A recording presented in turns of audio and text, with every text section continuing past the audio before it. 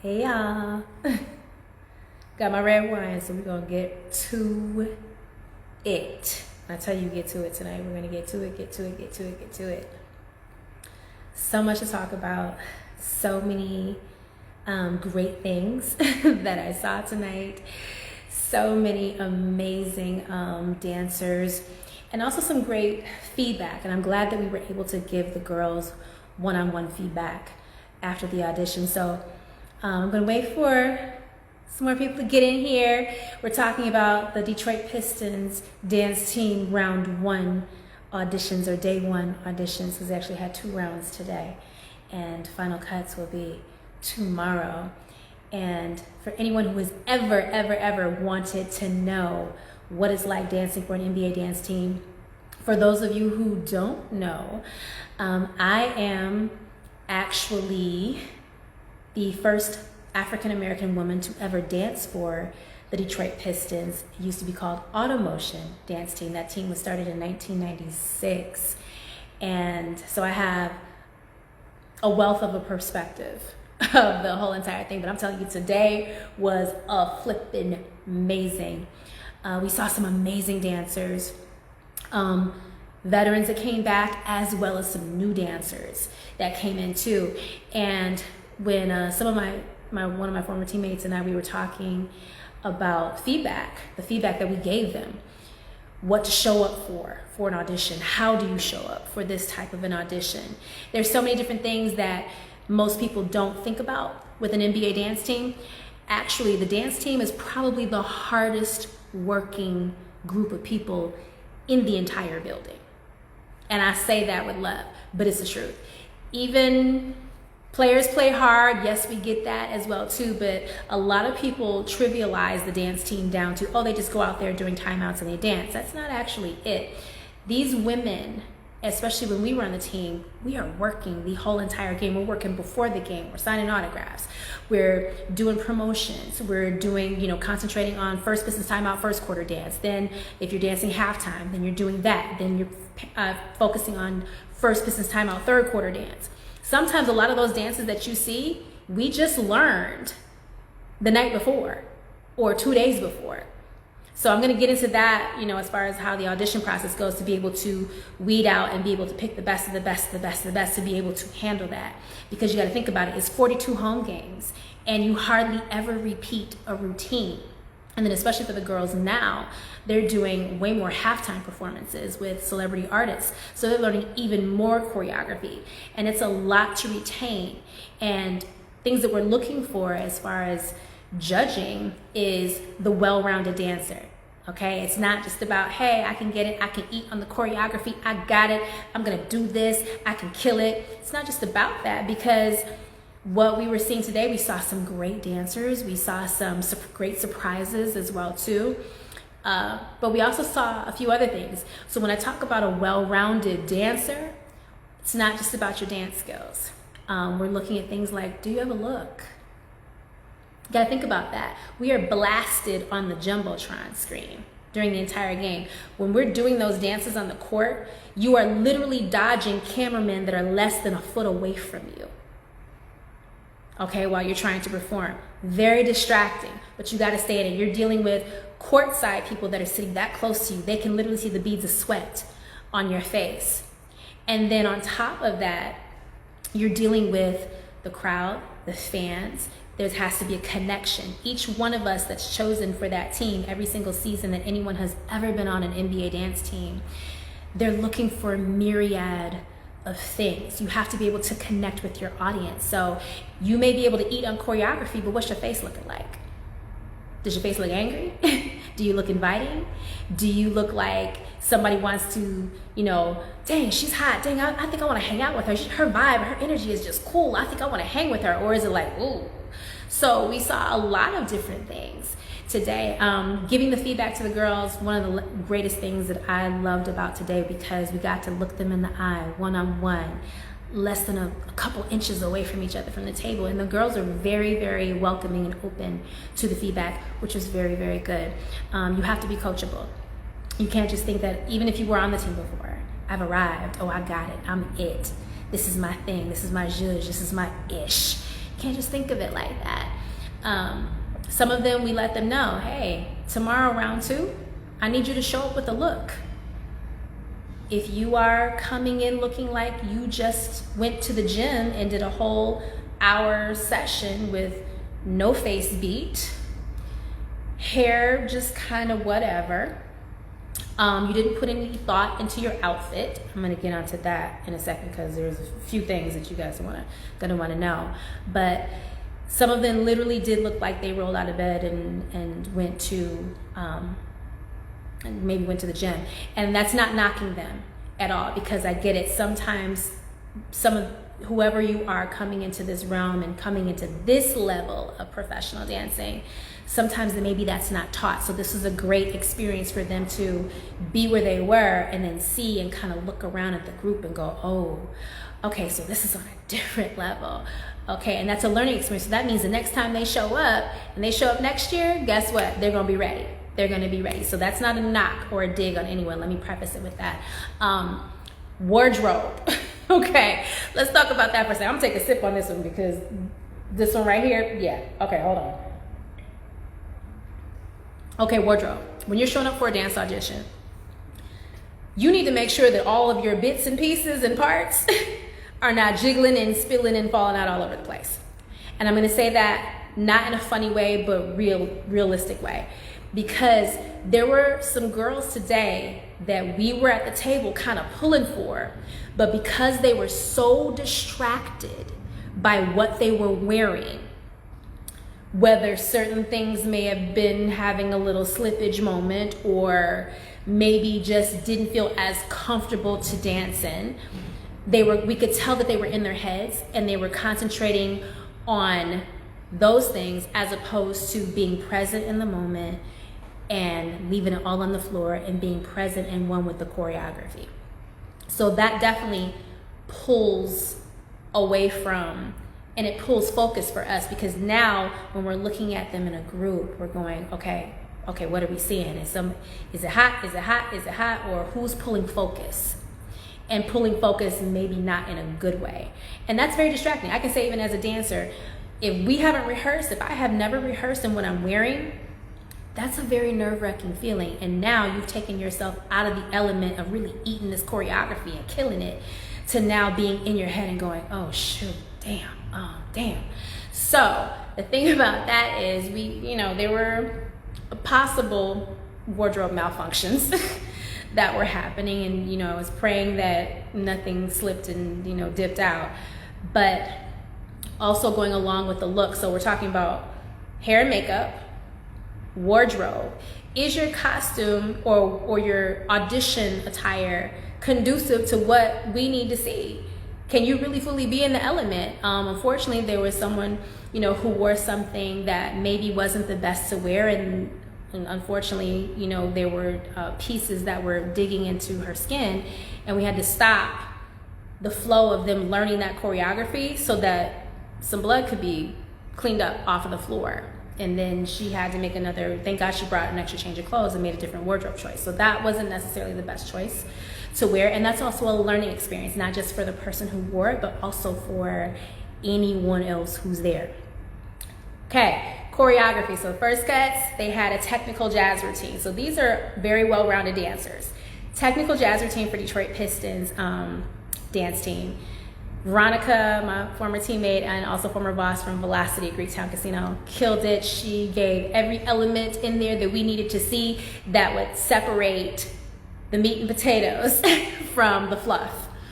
And it's either you had it or you don't. And we could really tell from the first time they started walking what their technical skill level was. And so for those of you that have just joined, we're talking about the Detroit Pistons dance team auditions. Yes, I am a former Detroit Pistons automotion dance team member, and I'm also the first Black woman to dance for Detroit Pistons automotion dance team. So this is our 25th year. We did have a 25-year anniversary celebration, and also all 25 teams, we came back together and killed it on the court back in February for Black History Month. So today we had first round 1 of the audition. So we're getting a little behind the scenes feedback of what went on, and also what we're looking for. So also, when you show up for an audition, it doesn't matter if you are the best person at your studio. It doesn't matter. It does not matter if you were the best person at your studio, because guess what?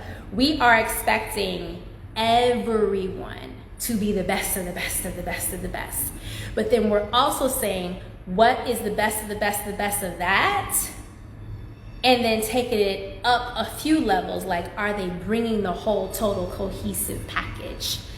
Are they able to learn choreography on the fly? Are they able to make changes on the fly? Because, hey, Teresa, I see you. One of my teammates is on here.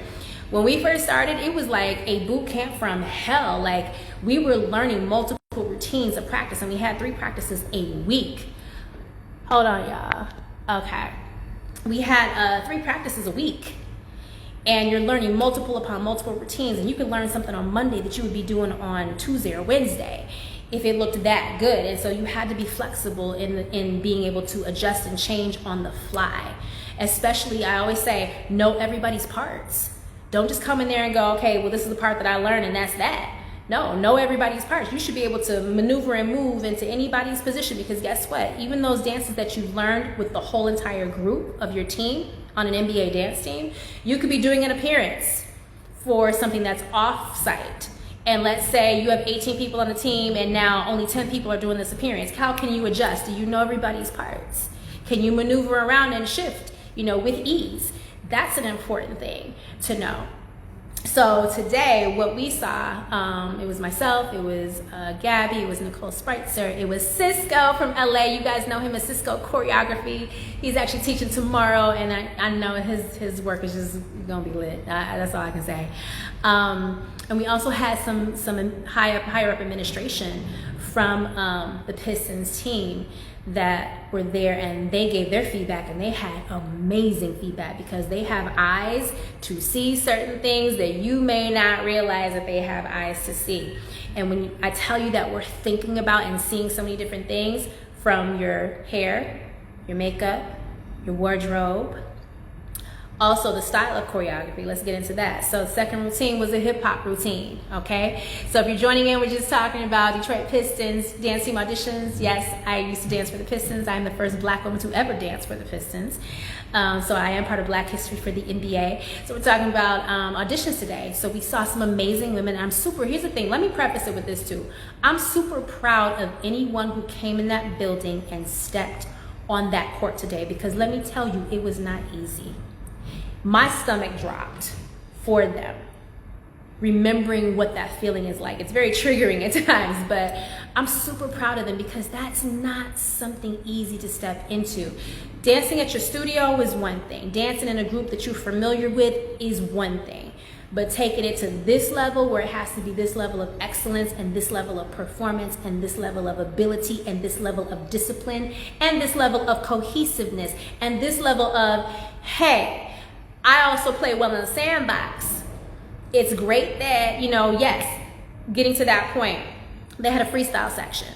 So freestyle is always a great way for us to be able to see what makes you special outside of the choreography. So if it was something in the choreography that you felt maybe didn't show, how special you really were, or your other, talents and abilities, then your freestyle section is where you put that in.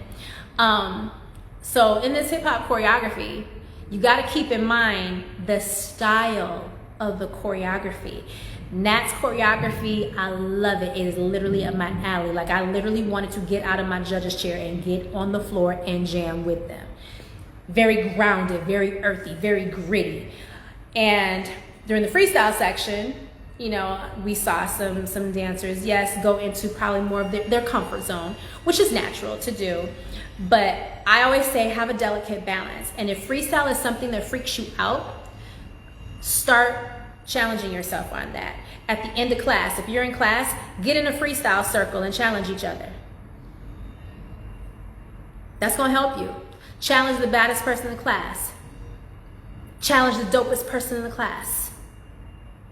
Do that every single week, and start getting more moves in your freestyle repertoire, so that when it comes to freestyle and they say, okay, it's time to freestyle, your face doesn't drop, you don't start freaking out, your palms don't start getting sweaty. You can go, oh, I got this, no problem. Okay? So in the freestyle, we saw in a hip hop dance, some now stepping out and doing more so pose attitude and lyrical choreography and things like that.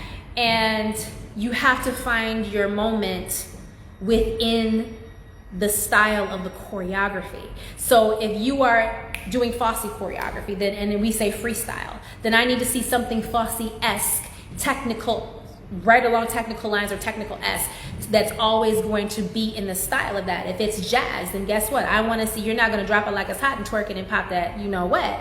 You're going to give me technical jazz freestyle. If we ask for lyrical freestyle, contemporary freestyle, guess what? Then now we want to see what makes you special in that choreography, in that style of dance. If it's ballet, same thing. If it's ballroom, same thing. Give us some of that, but understand what you are doing and what style you are doing, what genre you are doing, and now give us that. Yes, give us what's special about you, but show it to us in that as well too. So we talked about hair, makeup. I told some of the girls, and they didn't just hear it from me. Make sure you show up tomorrow and have a look. Have a look. Because contrary to popular belief, I'm going to call a spade. This is a well-rounded job, okay? You can't roll out of bed and just look like anything and go to an appearance when you're dealing with the public. You never know who is where, even when you're sitting at a restaurant. Be pulled together, like always look like something when you step out of the house. So you can't show up for an audition looking like you just rolled out of bed. Okay, so yeah, so if you just joined, I see some of y'all. Hey y'all, we are talking about NBA dance team auditions. For those of you that don't know, I am Black History for the NBA. I was the first Black woman to dance for the Detroit Pistons. As you see my alumni t-shirt, Detroit Pistons Automotion Dance Team. We are 25 years strong in existence. That's a whole nother story. I'll get into that for those that want to know. For it to come to 25 years, this warms my heart. I know Spritzer and I were kind of getting emotional today at auditions. I was just like, wow, this is our 25-year legacy when the cards were stacked against us, and most people probably didn't think we were going to last a month, let alone a whole season in 1996. And here we are 25 years later.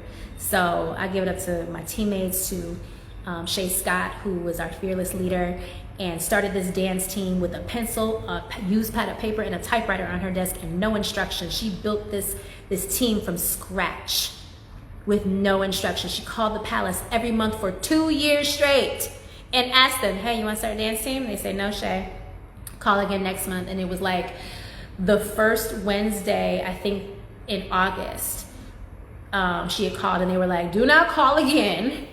You have the job. You start tomorrow. And so we started kind of late, but it was a whole situation of learning tons of dance routines to start up. Our brains were fried. Like, it's a lot of information. This is not a fluff job. Like I said, these women, these amazing women, are probably some of, if not the most hardworking people in the entire building.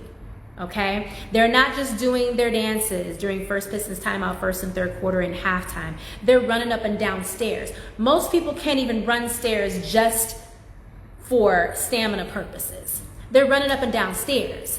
They're, guess what, going up in the stands. They're participating in this. They're dancing with fans. They're doing stuff with the Jumbotron screen. They're throwing out t-shirts. They're signing autographs. They're running back downstairs. Now they're over here posing for this and doing this little thing over here. They are literally working from the time they show up, probably at like 5:30, until the game is over. They don't get a rest, okay? So this is a hard job. It's not a fluff job. 42 home games, let's do the math. 42 home games, you hardly ever repeat a routine. And then guess what?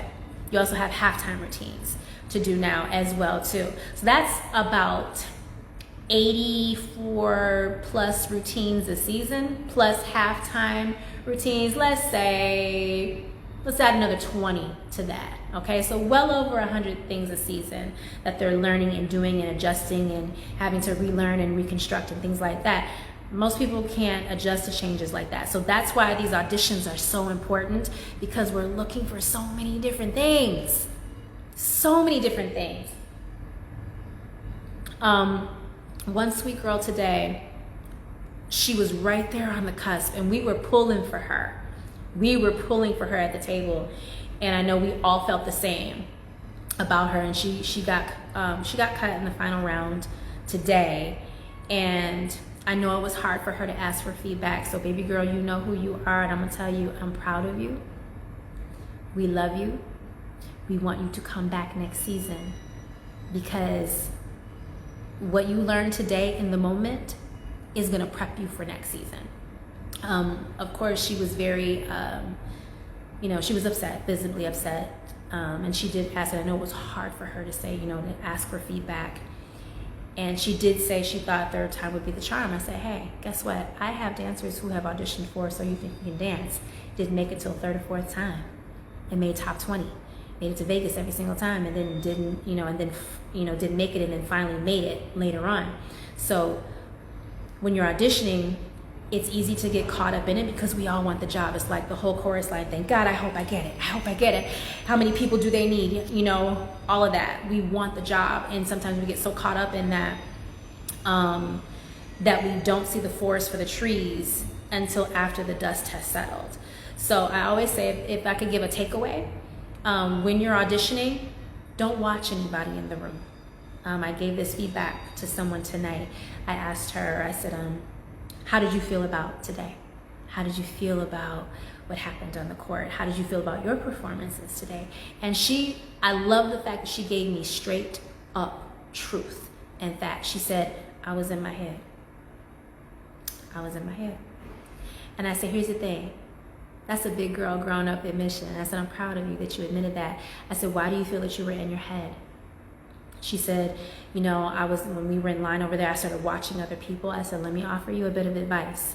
Whenever you're at an audition, don't ever watch anybody else until it's time for you to be on that floor. Look past them, hear the music, visualize yourself doing the choreography to the music, but not moving, because we also want to be respectful. That's another part of audition etiquette. When somebody's on the floor auditioning, you better not be in that corner or off to the side doing the choreography. That's a big no-no. Don't do that. Because trust me, we see it, and what it says to us is, it's all about you. You don't play well in the sandbox with everybody else. And I said, okay, just don't do it. But I told her, I said, hey, don't pay attention to anybody else. Don't do it. Listen to that music, visualize yourself doing it until it's time for you to hit that floor. Because when you start watching other people, guess what happens? Now you start comparing yourself to them. And when you start comparing yourself, then you start getting too much in your head, and now we miss the you that we want to see, that we are so pulling for and want to see. So we really, really want to see that. So a big thing we recap, hair, makeup, show up with a look. This is also a looks-based business. I can tell you, I've been in auditions in New York where when I first got to New York, I called my mom and I was like, I'm dancing rings around these girls. I don't know why I'm not getting booked. And the best advice that my mother gave me was, she said, look at who they're cutting and look at who they're keeping and sprinkle a little bit of you on that. And I have taken that with me to every audition, from when I booked Chicago the Musical, the national tour, and was on that Broadway tour, to other shows that I've done, to me being a national salsa champion. I never pay attention to anyone else around me. I remember when I was competing for my salsa title in Miami, and everybody was watching everybody and getting into the performances, and I had my back turned. And I remember somebody asked me, how come you're not watching? I said, I don't need to watch anything that I'm not doing, because it takes you out of your element. You start mentally comparing yourself, unsuspectingly, and it throws you off your square. So I don't do that. I've always had that. Even training dancers, going to competitions, I've always had them. They know as soon as you hit the deck of the stage, what do? You turn your back to the stage, and then we all have a chit chat. We laugh, we joke, we say our little prayer, and I push them on the stage, and they handle their business. So that's a big thing. So also too, we noticed some things when calling out the final group of who made it to go to tomorrow's round of auditions. Someone came and stood that did not get called, came and stood right in the middle of them on the floor. Everybody else that had not been called did not come up. It was only the people that got called. And this particular person actually came and stood right in the middle of them with her hands on her hips. And I don't know if she knew. I'm just going to say, as a professional dancer and as a judge, if I ever see that in an audition, that's very off-putting, okay? Very off-putting, because now it's almost like you're telling us, excuse me, you didn't call me. You're saying that with your body language without saying it. So it's very off-putting. What I do like, so let's talk about some of the things that I did love. What I did like today was every single group that got out there to dance, the group that went before them and the groups on the side behind them were yelling, screaming, clapping, giving them positive energy. And that's what we want to see. That was some of the feedback that I gave to a couple of the girls. I said, hey, I can see that you can eat on the choreography. However, I also want to see, do you play nice in the sandbox with everybody else? If this were a freestyle job, great. Make it all about you. But it's not. This is a group job. So we want to make sure that not only do you have a look, not only do you have great technical skill, not only do you have great awareness about you in the present moment, biggest thing is, can you also be a great ambassador for the NBA and also for this particular team, which is the Pistons. And this is also something that I'm sure other teams look for, because it's pretty general across the board where that's concerned. You are an ambassador for the team. This is a multi-billion-dollar organization, probably more than that. Can you be a great ambassador? You know, like they said, we're not just looking for, can you dance well on the court? We're looking, can you represent this team to the highest level? That means taking a look at your social media pages. What do your social media pages look like? What do your social media pages look like? So if you're just joining, talking about Detroit Pistons dance team auditions today, for those who don't know, yep, I am a former Detroit Pistons Automotion dance team member. I'm actually the first Black woman to dance for the Pistons. So I am Black History for the NBA, and I also judged first cuts today. We have second cuts tomorrow, so I'm excited to see from the feedback that we gave what the girls are going to bring tomorrow. But that was, you know, going back to that, that was a great thing to see everybody kind of come together, cheer each other on. So the biggest things to recap before I get off here and enjoy the rest of my wine, I want to see, are they going to bring what feedback we gave? How do you take your feedback? Like we say as Mac artists, do you take your feedback soft and gentle, or do you take it hyper real? Like how do you like your feedback? Or do you like feedback at all? Because some that we gave feedback to, you know, we kind of saw knee-jerk kind of attitude reactions in some of them, and it was kind of like, oh, wait a minute. You can't think that you are so already arrived, or you've already arrived, that you're not coachable. Because and this goes for veterans too. You may have been on the team 2-3 seasons, but now we have to stack you against not just you being a veteran and what we expect out of a veteran to see, but also we got to stack you against the new blood that's coming through. And let me tell you, most of those babies in there were young and hungry and coming for blood. It was like they could eat, sleep, drink, dream this, and they could sink their teeth in it, and they couldn't wait to taste it. So that's a double-edged sword. Now for them, they had to do, for veterans had to do first cuts. For us, once we had made the team, we did not have to do first cuts, but we had to do interviews and second cuts. So that's something different. But it is good to see them at first cuts, because now you get to physically measure them in the moment the first time before the final cut against the new blood. So what I am going to say is, before I sign off tonight, I'm so proud of each and every one that showed up. Whether you made it to the next round or not, I want you to take away the feedback that you got from all of us today. Take that feedback back. Get in the lab. Get in some classes. Don't just study the styles that are your sweet spot, that you know you excel at, that you know you're amazing at. Take class. Even get outside of Detroit and take classes. Go to Monsters of Hip Hop. Go to LA and take some classes. Cisco, who is choreographing tomorrow for Tomorrow's Cuts. Those of you who know Cisco's choreography, I'm in love with his Indian flute choreography, with his Victoria Monet choreography, with his Lil' Kim choreography, and the list goes on and on and on and on. He's amazing. Study, study, study, study, study. Because when you show up for these NBA dance team auditions, this is not for the faint at heart. It's not for the weak. Hey, Delisha, boo-boo, I see you. It's not for the faint at heart. It's not for the weak. We're looking for so many different things. Yo, sweet to my Cap and Diamond, sis. I see you, boo-boo. And I'm going to say that me as being the first Black woman to dance on the team, the very first team for the Pistons, I know how much work it is. It's actually double, triple, quadruple the work of the average person on the team.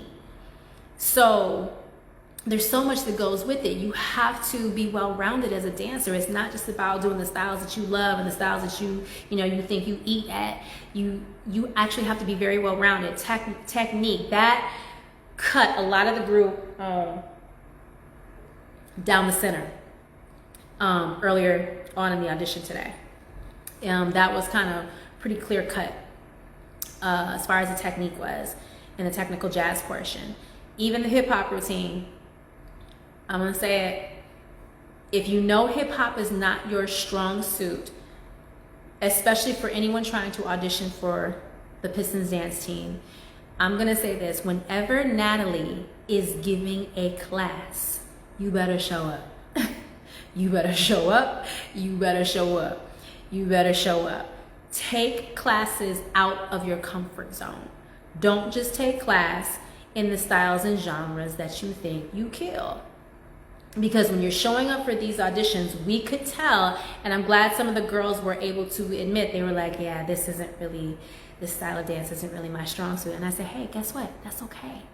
Because as long as you acknowledge that and you see where you are, now you can devise a plan to get to over here where you want to be. But if you think you've already arrived and you really, really haven't, and you're really back here somewhere, you can't devise a plan to get there. You won't even know where to look first. You won't even be checking for where to look, because you'll think, oh, I've already got it. I'm already here. I've already arrived.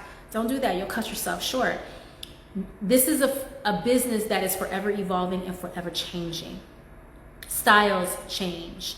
Technique is still in the forefront, but even the flavoring of certain technical genres, it's always forever changing.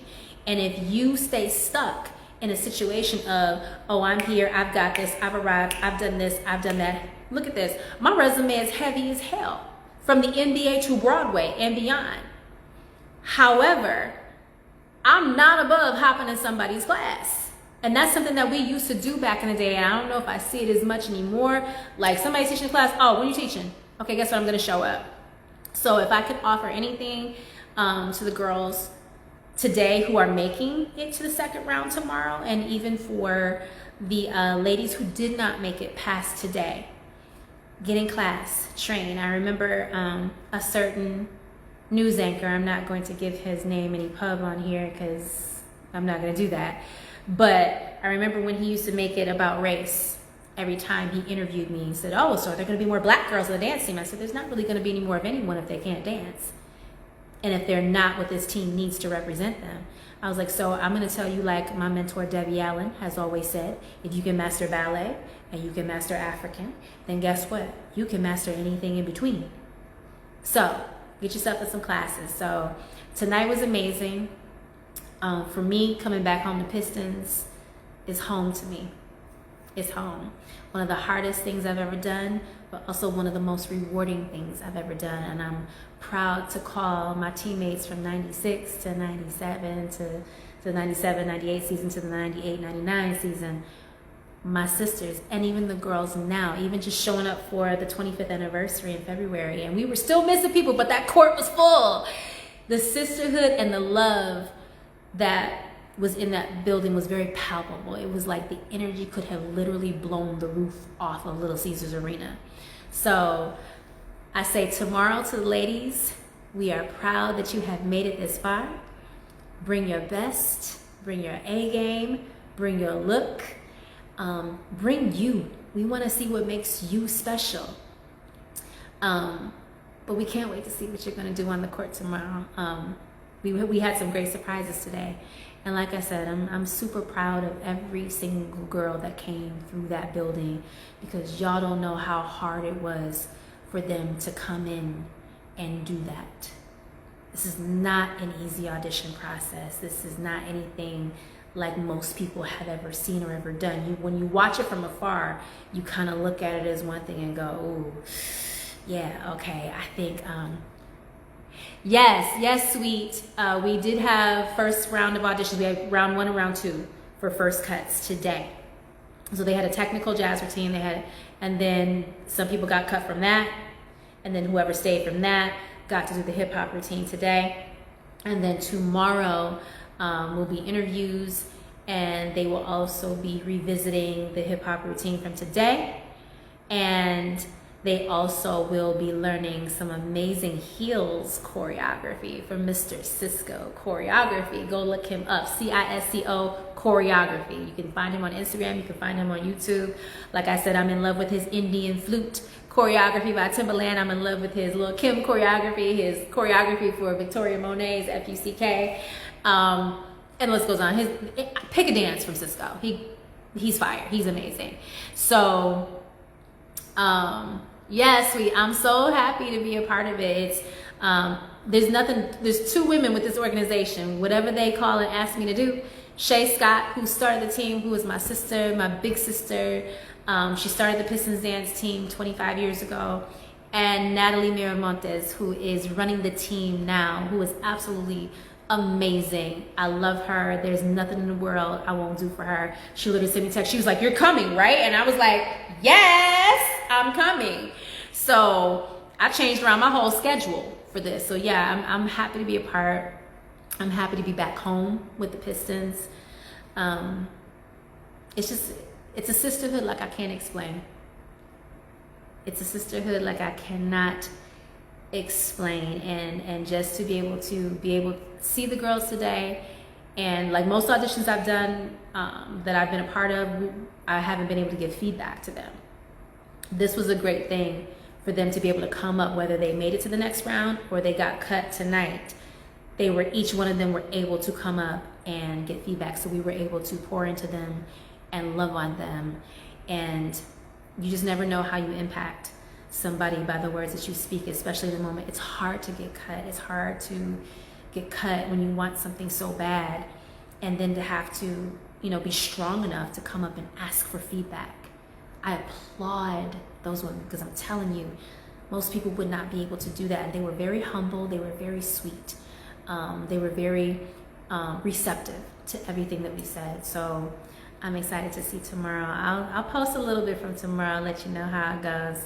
We're excited to see what they're gonna bring, but I'm gonna go and enjoy my glass of wine and kind of wind down. If you guys have any questions about this or anything about my career, DM me.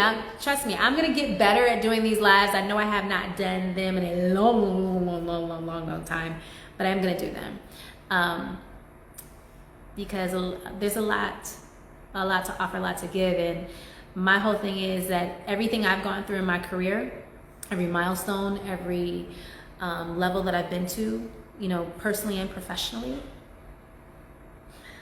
it's about being able to pour into the next person, because so many people poured into me, and I didn't, without having to even have to do that.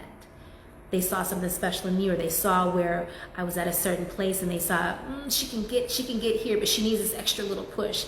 They poured into me. So at any point in time that I can pour into someone, that I can be of service and be of help, I'm accessible to that. I'm not, sitting up here in an ivory tower somewhere. I am here. I'm in the city. I won't say we're in the city, but I am in the city. But that to me is an amazing thing to be able to do, because this isn't an easy thing to audition for, like I said. And when you're in a room like this and then you're looking around and maybe you've never done something like this before, or maybe you haven't been in class in a long time and you decided to show up at the audition, I don't want any of those girls to think that they are less than, because they're not. It's just need a little bit more seasoning. That's all. Just a little bit more seasoning, a little bit more time in the oven, a little bit more time to cook. As I like to say, a little bit more time to cook in growing and learning yourself as a human, as a woman, and as a dancer, because then that plays into how you present yourself when you show up for an audition. So I say the biggest takeaways from today is dancer's etiquette, how you show up for an audition. Are you showing up looking like you rolled out of bed and you just went to the gym? Or are you showing up looking like you are game day ready, looking like you are television appearance ready? How are you showing up? Do you have a look? One of the biggest keys I learned in auditioning is know what you are auditioning for and show up at least presentable. If they don't want you dressed in the style of that, but at least show up pulled together, top to bottom. I mean, beat from the attic to the basement. Okay? Show up looking like you are ready for this job. Show up looking like you already do this and this is already your thing. Because if we have to look at you and go, I think she was good. She might be a maybe, but we got to work with the look. Or I needed to see the dance again because there was something that wasn't drawing us. You want to be able to captivate your audience and make it undeniable. Make them want you. Make them say, wow, I want to be her girlfriend. I want to be her best friend. I want to be her man. I want to be whatever. I want to hang out with her and get drinks. Like she's amazing. You want to have that type of vibe. And especially with the choreography today, it was a vibe all the way through. It was 100% a vibe. So if we couldn't get the vibe off of you, then that was also something that we maybe struggled with, and we had to say, okay, well, we need to see the group again. But all I want to say is the ladies that showed up today, thank you. Thank you. Thank you for leaving your hearts on the floor. Thank you for bringing your best. If you did not make it past today, it's okay. Take what you learned from today. Take what you learned from Natalie. Natalie gave you guys some amazing gems and jewels that she dropped all over the place. Take that. Get back in the lab. Work some more. Get a little bit more sprinkle of seasoning. And then come back. So I just want to say thank you. I want to say good night. I want to say thanks for joining me tonight. And yeah, you guys hit me up. DM me if you have any questions. I'm here, but I'm gonna enjoy. You probably hear the train passing me right now outside my loft, but I'm gonna enjoy my glass of wine and just reflect on today and be ready for tomorrow.